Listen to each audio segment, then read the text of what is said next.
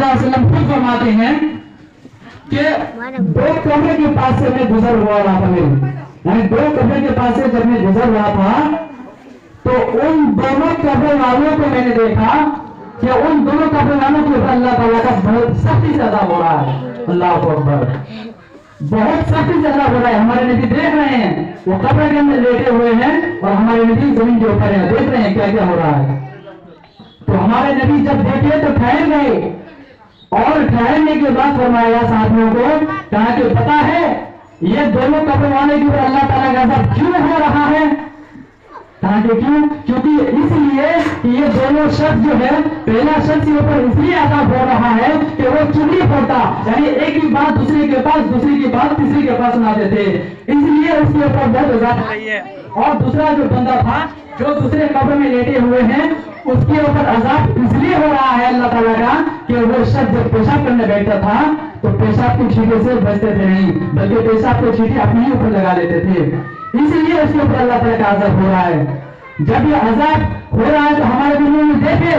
तो देखने के बाद वहीं ठहर गए यानी मतलब रुक गए।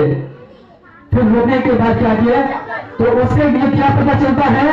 उससे एक मसला ये भी पता चलता है कि नबी करीम सल्लल्लाहु अलैहि वसल्लम इल्म गैब आता ही है, अल्लाह ताला ने आता ही है, यानी क्या है जिस तरह से हमारे लिए आगे देते हैं उसी तरह से पीछे देते हैं, उसी तरह से दाहिने तरफ देते हैं, उसी तरह से बाएं तरफ देता है, इसी तरह से आसमान की तरफ देता है, उसी तरह से जमीन के नीचे क्या होता है वो भी देता है, और कब्र के अंदर किन इंसान के साथ क्या क्या होता है वो भी देता है। तो ये देखने के बाद हमारे नबी ठहर गए, फिर क्या किए, एक हरी लकड़ी ली, ये अनवर बयान में है, जो अनवर बयान के मुसन्निफ हजरत है उन्होंने उसको मुराद ये ली है, हरी लकड़ी से मुराद उन्होंने ये ली है कि खजूर की टहनी। तो बहरहाल तो वो जो हरी लकड़ी ली, उस हरी लकड़ी को लेकर दो टुकड़े किए,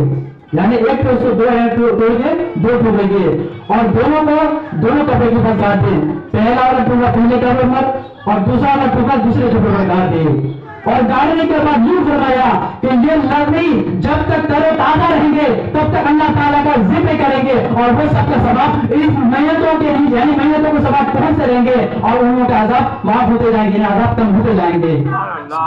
ये है हमारे नबी के बताए हुए नुस्खा जो मैयत को किस तरह से सवाब पहुंचाए।